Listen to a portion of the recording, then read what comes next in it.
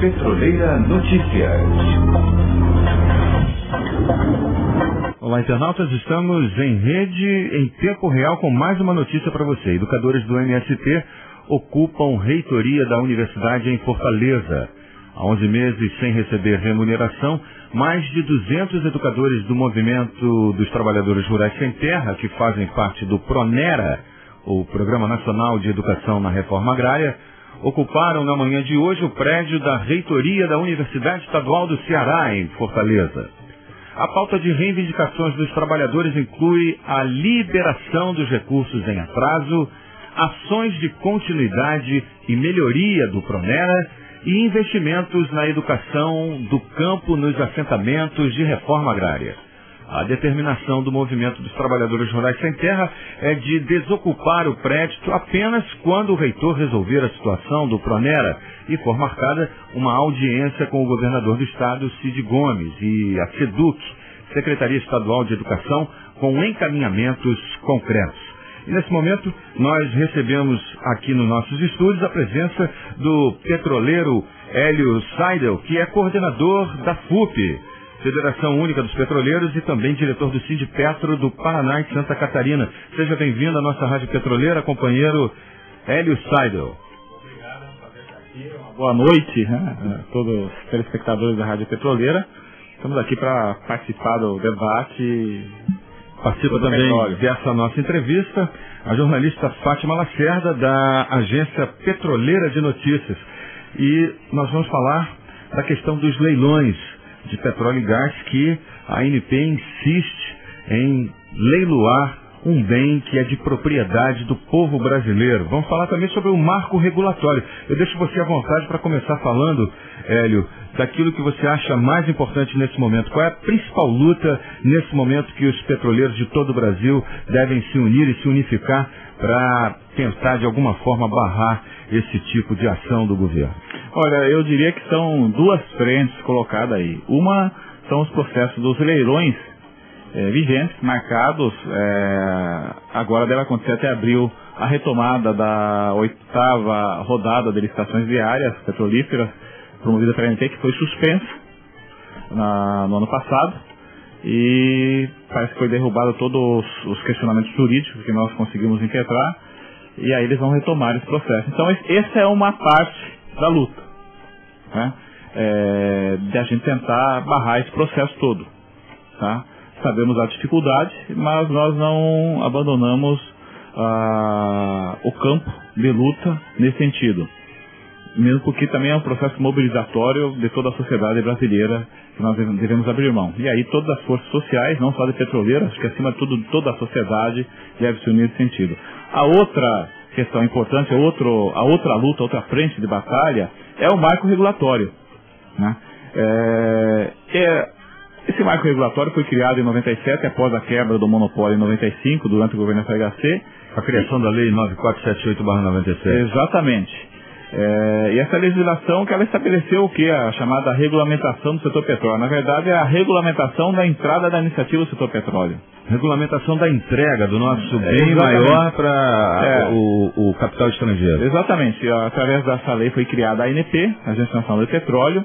Através dessa lei foi transformado os terminais da Petrobras numa subsidiária chamada Transpetro, que é um problema hoje para os trabalhadores petroleiros. Essa questão, nós temos que resolver esse problema, mas está colocado lá na Lei 9478, a criação da Transpetro, e foi estabelecido o processo de entrada da iniciativa privada na exploração de petróleo em todos os setores da área do petróleo, do marco da indústria do petróleo. E aonde tem sido o principal vertente é a indústria de exploração do petróleo, tá? Com os leilões que a ANP promove de áreas aonde a Petrobras, se ela quiser explorar uma área nova hoje, ela tem que se submeter a esses leilões e comprar essa área no leilão, tá? Juntamente competindo com as demais empresas do setor privado. E aí o último leilão que houve, inclusive nós fizemos a ocupação da ANP, mas mostrou o resultado perverso. A Petrobras não foi ganhadora. Quem comprou mais áreas foi uma empresa de papel, né, a OGX, do senhor Eike Batista, famoso, tá? Famoso Eike Batista. Eike Batista, que na verdade está fazendo uma grande negociata, o que tudo indica aí, nesse processo todo aí, comprando áreas possivelmente para revendê-las depois aí, né? Especulando. E além disso, acredita que ele possa ser testa de ferro de alguma coisa? Com certeza, existe muitos, o preço que ele pagou nas áreas aí foi muito acima da capacidade dele, de uma empresa. Mas, então, e está bem claro esse processo todo aí.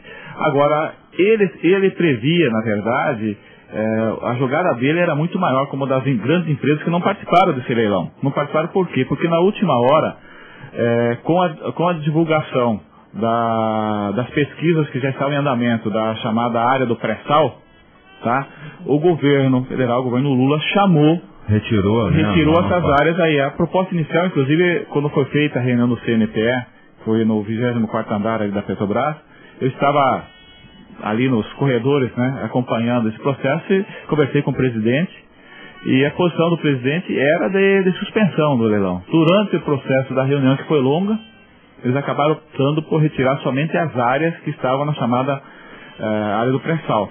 O que você atribui, por exemplo, a essa mudança de diretriz aí? Quer dizer, ia ser retirado tudo, aí depois eles tentaram deixar um pouquinho aí para sobrar para o leilão. Seria mais ou menos isso para tentar? Aí existe muita controvérsia. Alguns dizem que foi pareceres jurídicos que diziam que não podia ser cancelado totalmente, que só justificava a retirada das áreas do pré-sal porque era uma informação, uma situação privilegiada, enfim.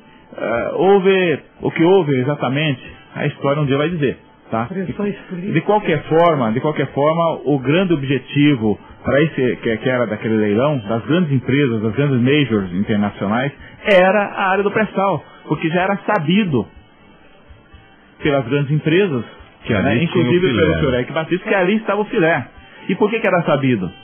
Porque ao longo dos últimos anos, executivos da Petrobras, verdadeiros mercenários, saíram da empresa a troco de salários milionários, tá, para ir trabalhar nessas empresas, levando consigo toda a bagagem adquirida ao longo de décadas na Petrobras. E a maioria dos executivos sabiam sim, de todos os estudos que já vinham sendo feitos ao longo dos últimos anos, tá, sobre a área do pré-sal. Essa descoberta aí, que foi anunciada agora, não é a coisa, né, de agora, 1, 2, 3, já apareceu um mega campo com gás. Isso aí a gente já é sabido há muito tempo, não é isso? Há notícias recentes de que o potencial é bem maior do que foi anunciado pela Petrobras, inclusive. Com relação a essa questão aí, na verdade o que foi anunciado foi os primeiros testes das perfurações ainda maior do que comprovavam as teses geológicas de todos os pesquisadores da Petrobras com relação ao potencial dessa área. Perfeito. Tá? Então, o que foi divulgado, e aí a Petrobras trabalhou duramente para conseguir, antes do leilão, anunciar isso daí, para justamente colocar o governo, deixar o governo ciente do potencial dessa área e, com isso, retirar essas áreas aí. Quer dizer, os dirigentes da Petrobras assumiram a bandeira nesse sentido aí de agilizar e dar ao governo essa informação. Está aqui o governo essa informação e retirou. Agora, o potencial dessa área realmente não só. O Campo Tupi é uma pequena área que tem nessa área, que são 800 quilômetros de extensão, 120 quilômetros de largura, tá? Vai de Santa Catarina, da ilha de Santa Catarina até o sul do Espírito Santo. Quer dizer, é um potencial enorme. O potencial que se fala em toda essa área, aliás, o diretor Estrela falou em entrevista recente que não existe mais risco nessa área, é perfurar e achar. O grande risco que tem é que você tem que dominar uma tecnologia que poucas empresas têm condição, e uma delas é a Petrobras, de fazer essa perfuração que vai para praticamente, considerando 2 a 3 mil metros de lâmina d'água, que já é uma dificuldade imensa. Você tem mais 3 a 4 mil metros aí de solo, entre os quais aí 1.000 metros, 2.000 metros, uma camada chamada de sal, extremamente dificultosa de trabalhar, de perfurar. E aí, ainda toda a tecnologia para botar em produção esse potencial de petróleo, ainda precisa parte dela ser desenvolvida. Supõe-se que a Petrobras já amassou bastante, mas ainda muitos investimentos vão ter que ser feitos para botar efetivamente isso daí para produzir. Uma coisa é se perfurar para verificar se tem ou não tem. Outra coisa é você fazer uma perfuração aí diferente no sentido da produção, tá? Que isso vai, e do escoamento também. Tem muito gás. E vai ser um dos poucos gasodutos do mundo nessa lâmina de água, de 2 a 3 metros de profundidade. Tá? E esse gasoduto foi recentemente, que é o Campo de Saturno, né? Saturno, que é logo ao sul do Tupi. Falando também da autossuficiência. E aliás, aí, considerando tudo isso, né, voltando à questão estimativa, estima-se que tenha, nessa área toda o pré-sal, possa ter algo em torno de 70 bilhões ou 80 bilhões de barris de petróleo. Pois e aí em cima dessa expectativa... Petróleo de alta qualidade. A ministra Dilma Rousseff fez até muito alvissareira, né? Acabou anunciando que o Brasil já estava entrando também na condição de grande exportador de petróleo. Uma situação como essa não era para a gente estar, em vez de estar anunciando que vamos exportar, não era para estar anunciando que a gente vai guardar isso como questão de soberania, para garantir, né, um futuro um pouco mais promissor para os nossos filhos e netos? Aí é um debate, isso é um debate interessante que nós temos que fazer com toda a sociedade brasileira. Se tiver realmente 80 bilhões de barris de petróleo, não tem mais, isso só nessa área pré-sal, sem considerar as outras províncias brasileiras. Considerando as descobertas que já tem, o Brasil passa para praticamente uma reserva de 100 bilhões de barris. Ele hoje está colocado mais ou menos na 6ª posição. Então, 8ª, acho que está mais, está 8ª ou 9ª. 6ª posição. 9ª, não sei se já contabilizaram, acho que não contabilizaram ainda Tupi, nem Tupi ainda foi contabilizado. Não, considerando Tupi. Considerando Tupi. Mas aí você já entraria nos países que já estão ali, os poucos países que têm na faixa de 100 bilhões de barris de petróleo. Eu diria o seguinte... É um debate que tem que ser feito com a sociedade. Eu defendo a seguinte tese, aí nós entramos na discussão do marco regulatório. Pois é, exatamente o que a gente acho que essa é a discussão, tá? Posso fazer uma pequena pergunta? A gente recebeu aqui no nosso programa Mesa Redonda o Hélio, presidente da IPET, o Heitor Pereira. Hélio é você, o Heitor Pereira. E ele queria saber se você concorda com esse comentário, que todo esse processo de leilão deveria ser suspenso até que fosse revisto o marco regulatório. Eu queria saber se você concorda com essa posição e se a FUP tem propostas para se fazer essa revisão da lei. Sim, tanto que quando nós estávamos conseguir estar presente junto, pelo menos nos bastidores da discussão com o CNPE, a posição nós entendemos junto, inclusive o presidente Lula, que tinha instrumento para você suspender o processo de leilão enquanto você definia um novo marco regulatório do setor petróleo. Nós temos um grande problema aí. Primeiro grande problema para encaminhar essa discussão. O que está travando? Eu diria que um dos problemas aí que tem é a composição do nosso Congresso. E aí a gente teria que recapitular a questão da lei do gás que a gente enfrentou recentemente. O nosso Congresso, ele tem uma composição majoritariamente de direita. Então você já tem um problema quando você vai mexer na lei lá. Você vai ter... Não, para suspender sim, mas aí você suspende por um determinado prazo e você vai ter que trabalhar no marco regulatório. O governo até pode fazer um projeto de lei, mas ele vai ter que submeter ao Congresso. Quando chega no Congresso, o Congresso trava ou retalha o processo. E aí nós vamos ter que contar com mobilização de rua. Não tem jeito. Quer dizer, é a sociedade que vai garantir uma lei melhor. Não tem jeito, porque do ponto de vista do Congresso, do lobby no Congresso, nós não vamos conseguir, porque nós estamos falando aí da regulamentação de um setor que agora coloca o Brasil como um país com capacidade petrolífera como os principais membros da OPEP. Tá? Então são dezenas de bilhões de dólares, talvez trilhões, em jogo. Então você imagine o que possa circular pelos bastidores de uma discussão dessa. Muito lobby, né? Ou muito dólar, né? Pois tá? Então, eu acho que nós temos posições, sim, já discutimos alguma coisa na FUP com relação ao marco regulatório, que eu acho que esse que é o grande debate desse processo todo aí. E tentar encaminhar esse processo com o Executivo e com o Congresso, mobilizar nossas forças no Congresso. Nós estamos conversando com o coordenador da FUP e também diretor do Sindipetro do Paraná e Santa Catarina, o petroleiro Hélio Seidel. Fátima, você quer acrescentar alguma coisa? Uma pergunta. Você poderia adiantar alguma coisa a respeito das propostas que estão sendo elaboradas? O que, por exemplo, você acha que teria que ser mudado e o que se propõe? Vamos lá, só para retomar um tema anterior, que vai ser parte do debate, eu não quero entrar na discussão de que deva deixar esse petróleo guardado ou não. Eu acho que a grande questão é discutir o marco regulatório para que esse petróleo possa ser utilizado em prol da sociedade, guardado ou retirado do solo e devidamente democratizado com a sociedade. A grande questão é a seguinte, dessas áreas de petróleo aí, em áreas bastante distantes no mar, tem uma quantidade de gás bastante grande associada ao petróleo, e o Brasil tem um problema sério com gás, nós vimos isso nos últimos meses, tá? Então, com a descoberta de Tupi agora do Saturno, tá? Torna já praticamente o Brasil com potencial de autossuficiência na questão do gás. Agora, para você produzir o gás que é associado ao petróleo, você vai ter que produzir o petróleo também, tá?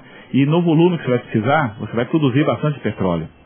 Agora, olha só, tem um especialista aí, o Bacócoli, que é um geólogo que tem experiência nessa área tecnicamente, ele vem dizendo que fica mais fácil tirar o gás e mais barato tirar o gás, porque o gás, por exemplo, tem um comportamento físico diferente do petróleo. O petróleo, por ser líquido, né, ele tem que ser tirado de uma certa maneira, e a técnica para retirá-lo numa profundidade tão grande quanto a que foi descoberta é uma técnica bastante refinada, para não haver congelamento, tamponamento. Já com o gás não acontece isso. Quer dizer, fica muito mais prático e muito mais barato para você tirar o gás também. Isso não seria uma saída para a gente deixar de depender diretamente aí do gás boliviano, com todas as intempéries que têm acontecido na geopolítica da América do Sul, na tua opinião, Hélio? Eu acho que a grande questão que tem aqui é como... Esse é um processo, nós descobrimos o que a verdade é o seguinte: a área do pré-sal diz que nós temos dezenas de bilhões de barris de petróleo lá, que coloca o Brasil numa situação diferencial no mundo. Petróleo de boa qualidade. De boa qualidade. Fino. Petróleo é poder. Agora, a grande questão é o seguinte: você tem toda uma tecnologia a ser desenvolvida para explorar. Talvez seja essa, falou, a técnica adequada, talvez seja outra, porque você vai ter que investir dezenas de bilhões de dólares para botar para produzir isso daí. Então, num primeiro momento agora, a Petrobras possivelmente deve estar discutindo todo o seu planejamento estratégico para frente, porque vai ter que rearranjar investimentos para botar para produzir. Vai ter que investir muito nessa área. Então, a modelagem que vai sair, a forma de exploração, não sabemos ainda qual que é tecnicamente a forma mais viável de se explorar essas reservas aí, se é só o gás ou se é o gás e o petróleo associado, tá? Em princípio, o que está sendo feito é o gás e o petróleo associado, que está aparecendo por aí. Mas aí, entrando agora na questão do marco regulatório, é necessário que a gente discuta agora essa questão, porque esse petróleo tem que ser utilizado em prol da sociedade brasileira. E se tiver todo esse petróleo, tem muito petróleo, tá? Então, certamente alguma coisa o Brasil vai exportar. Agora, a grande questão é a seguinte: em que isso vai trazer de benefício para a sociedade brasileira, tá? Então, a gente tem acho que diversos modelos pelo mundo afora que nós devemos de ficar atentos, olhar e analisar, no sentido de tentar construir uma legislação onde possa esse petróleo efetivamente, esse gás, ser utilizado em prol da população brasileira. Por exemplo, só dar um exemplo: na Noruega, que não tinha tanto reserva como o Brasil, mas ela botou para produzir, para exportar. E hoje a Statoil está correndo pelo mundo afora essa petróleo, se eles fizeram certo ou não. Mas de qualquer forma, a produção de petróleo que eles fizeram ao longo dos anos aqui, explorando o seu petróleo e exportando, eles fizeram, a renda do petróleo lá foi toda destinada a uma conta chamada uma conta previdenciária para o futuro do povo da Noruega. Ou seja, eles têm um fundo previdenciário guardado a partir das exportações do petróleo, que é algo em torno de 200, 300 ou 400 bilhões de dólares, ou mais. Tá? Ou seja, considerando a posição da Noruega, isso dá para manter a população por muitas décadas aí, e eles promoveram todo um desenvolvimento da Noruega, que era um país atrasado na Europa, foi tudo promovido a partir daí. Tá? Então, mas fizeram isso. Outros países têm esse exemplo. A própria Venezuela, ela tem a sua estatal, PDVSA, e o petróleo lá é colocado no patamar. Não sei se hoje ainda está nesse patamar, possivelmente foi revisto, mas há uns 4 anos atrás era 27 dólares, ou 3 anos atrás era algo em torno de 27 dólares. O que fosse acima de 27 dólares ia para o Estado venezuelano. ela era remunerada à base de 27 dólares. Tá? Então, a modelagem que nós vamos escolher aqui no Brasil, não sei. De qualquer forma, a Venezuela, Bolívia e outros países partiram para um processo de reformular sua legislação, retirando mais da renda do petróleo para os seus países. Por quê? Porque toda essa legislação, inclusive a 9478, foi feita em 97. Qual que era o preço do petróleo em 97?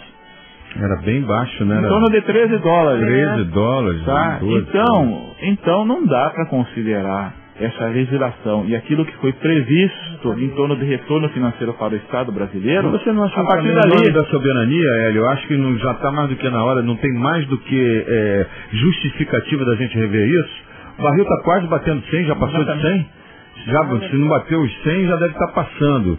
E já está mais do que na hora da gente perceber que a questão das nossas reservas de petróleo e gás são fundamentais para a soberania do nosso país. Porque, olha, os Estados Unidos está aqui bem pertinho. Eles já estão dizendo aí que a Amazônia, já estão querendo justificar aí na entrada na Amazônia, dizendo que em nome da proteção dos índios lá, que são povos, né, em nome estão querendo entrar, já estão fazendo base ali, internacionalizar a Amazônia, já estão fazendo base inclusive ali em nome do, né, para barrar, dizendo que vão barrar o tráfico de drogas ali. Isso daí, na minha opinião, já é um olho grande nessa questão das riquezas que o nosso país tem. Então, a pergunta é a seguinte: já não está mais do que na hora de sair a mobilização, não só de dentro dos sindicatos, principalmente dos sindicatos de petroleiros, e buscar, né, novos atores na sociedade para empreender uma marcha em favor do petróleo é nosso de novo? Eu acho que está na hora, sim. E acho que nós temos uma grande bandeira. Primeiro a questão dos leilões, e a segunda questão que existe sim uma disposição do Executivo em rever a lei. Tá? Agora a gente sabe as limitações que tem em função da composição congressual que se tem no nosso país. Então está mais do que na hora de juntarmos força e fazermos desse processo todo aí construir uma legislação, né, que nós possamos efetivamente trazer o petróleo como uma riqueza que possa servir para toda a sociedade brasileira e tirar da pobreza os milhões que nós temos de brasileiros aí, sei lá, quem sabe, ou investir a renda na previdência, ou na saúde, ou na educação, de qualquer forma, destinar efetivamente a renda petroleira em prol da sociedade brasileira. Olha só, Fátima, eu não sei se passa por você o mesmo sentimento, mas eu tenho ultimamente, a partir do momento que eu comecei a me informar mais dentro do sindicato e participar mais desse mundo petroleiro, eu comecei a me sentir um pouco roubado, né, como cidadão brasileiro. Hoje, por exemplo, as notícias em todos os jornais fala do roubo, né, de um laptop. Eu queria que você esclarecesse um pouquinho isso e me ajudasse também, né, a destrinchar um pouco essa seara aí, entendeu? Essa questão Halliburton aí. Como é que está essa história aí, na tua opinião? Na verdade, nós também queremos ser esclarecidos sobre isso. Nós estamos sabendo desse roubo hoje à tarde, né, que saíram as notícias aí. Tive contato com o pessoal ligado à alta gerência da Petrobras, confirmaram esse processo, que houve efetivamente aquilo que está na mídia, parece que 2 HDs, disco rígido de computador, que armazena informações, né, e um laptop, foram roubados dentro de um container que era da Halliburton. Halliburton é uma empresa prestadora de serviço especializado na indústria do petróleo. Ela faz o serviço chamado de cimentação dos poços, né? Quando se perfura para produzir, tem que fazer a cimentação para proteger a parede do poço, para poder sair o petróleo. E ela é especializada nisso e presta serviço a toda a indústria petroleira do mundo inteiro, inclusive a Petrobras. E a Polícia Federal já desconfia que isso daí tem, né, espionagem industrial. Na verdade, o que tem é importante dizer o seguinte: primeiro, quem é Halliburton? Halliburton é uma empresa americana, a do Texas, está no mundo inteiro. Aliás, conhecida, para quem vive no meio político, conhece muito bem Halliburton. Aliás, é só pegar as manchetes da guerra no Iraque, você vai encontrar Halliburton para todo quanto é lado. Ela foi presidida pelo Dick Cheney, que foi vice-presidente dos Estados Unidos na primeira gestão do Bush. Tá? E estranhamente esses HDs, esse laptop com informações sigilosas da Petrobras. Por que sigilosas? Por que essa empresa tem informação sigilosa?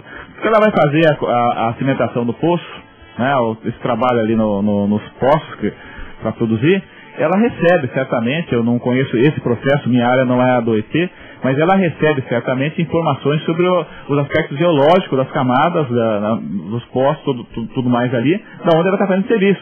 Isso daí são informações substanciais para o cara que vai detectar como é que se compõe aquela bacia sedimentar, né? E, estranhamente, eu diria o seguinte, nós temos um leilão de novo da NP previsto para abril, e em alguma notícia que eu vi aí, não é só da plataforma, né, que a Halliburton estava explorando, que ela mandou esse equipamento para a terra, que seriam, e esses deveriam, me parece, ser enviados à Petrobras,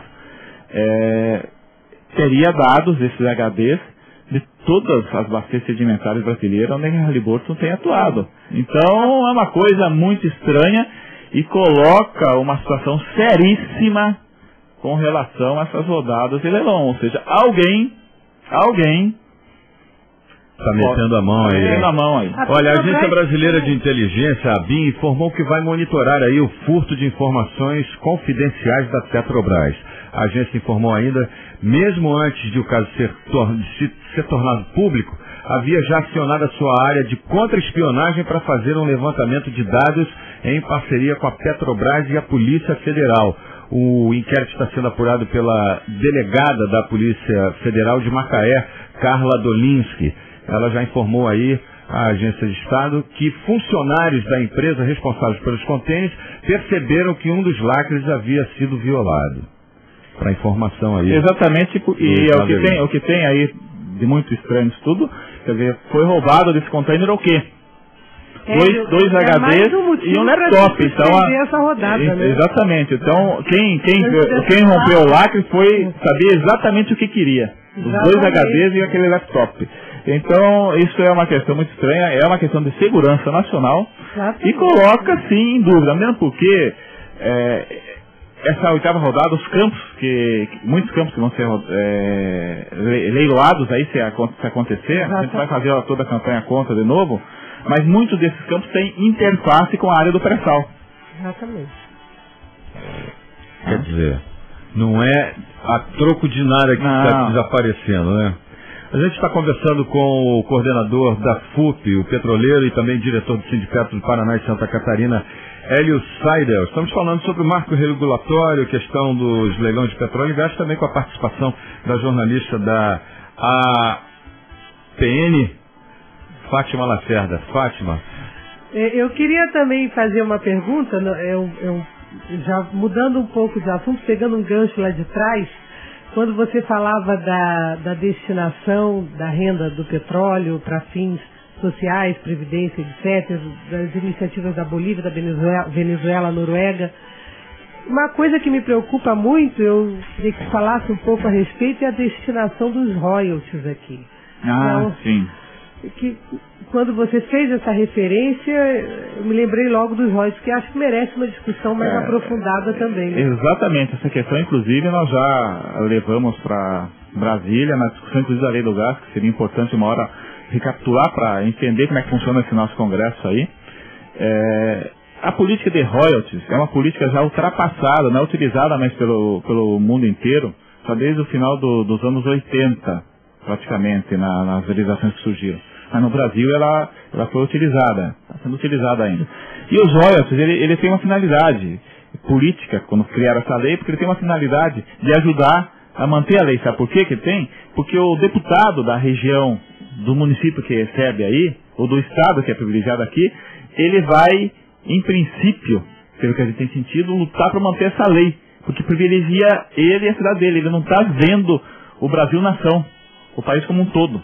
Então é uma lei perversa, a questão do royalties é uma perversidade muito grande nesse processo. Até porque, pelo que está vendo aí nas descobertas, a quantidade de petróleo que tem é no litoral, nos 8 quilômetros de litoral que o Brasil tem. Então o royalties tem que ser pago para tudo quanto é município do país.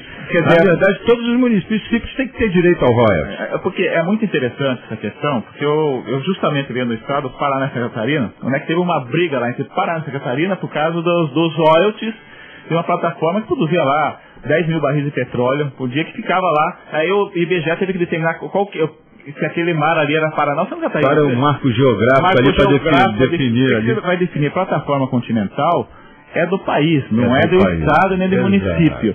Agora, eu diria, mas mesmo o petróleo em terra, mesmo o petróleo achado em terra, ele é da nação, porque toda a riqueza do subsolo é riqueza nacional, não é do município nem do estado.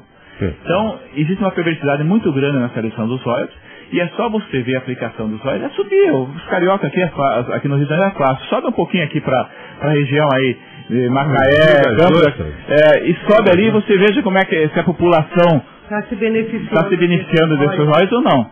E aí tem município que recebe milhões e milhões. E ninguém sabe. E nós temos um município brasileiro que vive as mínguas. As mínguas, é verdade. Então é cruel. É cruel, já está mais do que na hora de se rever essas questões, principalmente essa questão do royalties. Bom, eu gostaria de deixar o microfone da Rádio Petroleira aberta para as considerações finais do petroleiro Hélio Seidel, coordenador da FUP e também diretor do Sindipetro de Paraná e Santa Catarina. Hélio, por favor. Muito obrigado aí pela oportunidade de estar aqui. Eu acho que é muito bom fazer esse debate. A população tem que ser esclarecida. Tem alguma coisa que faltou aí? A gente quer fazer mais alguma pergunta? Tem alguma coisa que você deixou de falar? Desculpe interromper, o Hélio. Quer falar mais alguma coisa? Faltou alguma coisa ou já dá pra gente Eu concluir? Acho que a gente conclui aqui. A gente poderia deixar mais uma outra oportunidade para fazer talvez um debate sobre como foi o processo de mudança da lei do gás. Nós tivemos lá, o Sindicato Rio de Janeiro teve também lá em Brasília. E é muito interessante, porque é a história. Você tem que utilizar a história para você aprender, né, como vai fazer as próximas batalhas. Tá? Então, acho que é um processo muito interessante, mesmo porque o que foi feito da lei do gás, para mim, com a descoberta aí do província do pré-sal, também já merece rever tudo de novo do que eles queriam fazer da lei que está no Senado hoje lá. Mas eu gostaria de agradecer aí o espaço e que nós estamos abertos aí a essa discussão e a todo o processo de mobilização em prol dessa luta, que é uma luta de toda a sociedade brasileira. Então, muito obrigado a vocês. Aí é o espaço cedido aqui pela Rádio Petroleira, pelo Sindicato RJ, e acima de tudo que a gente tem que construir essa luta aqui, construir a unidade petroleira em todo o país. Perfeito. Combativo companheiro Hélio Seidel, coordenador da FUP e também diretor do Sindipetro de Paraná e Santa Catarina, com a participação da jornalista Fátima Lacerda, da Agência Petroleira de Notícias, e com o apoio técnico de André Cunha. Eu sou o Nath Candal e essa foi mais uma entrevista ao vivo aqui na sua Rádio Petroleira. Questão de soberania, música, informação e prestação de serviços.